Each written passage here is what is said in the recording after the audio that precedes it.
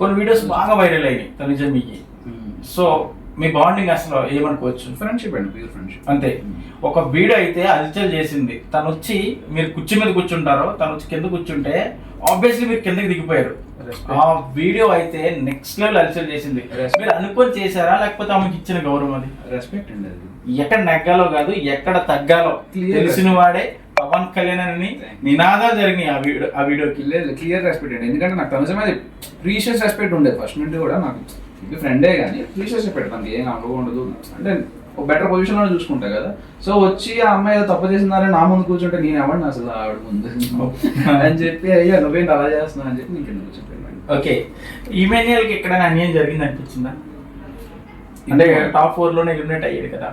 Depend on voting కదా. మీరు అందరూ విన్నర్ విన్నర్ విన్నర్ అనుకున్నారు కదా. లోపల ఉన్నవారు ఇమ్ము టాస్క్లు బాగా ఆడుతున్నాడు అంటే ఒక సర్టెన్ పాయింట్ ఆఫ్ పీరియడ్ వరకు ఎలా ఉంటుంది అంటే ఇమ్మో స్టోలింగ్ ఎవ్రీథింగ్ అని అనిపించింది.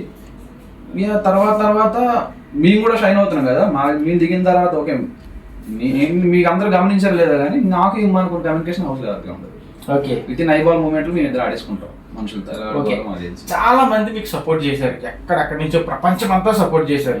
వాళ్ళందరికీ ఏం చెప్తారు అసలు? Thank you so much audience. నేను అసలు అంత ఎక్స్పెక్ట్ చేయలేదు, అసలు ఎంత జరుగుతుందని ఇంత అవుతుందని ఎక్స్పెక్ట్ చేయలేదు. Thank you so much for me.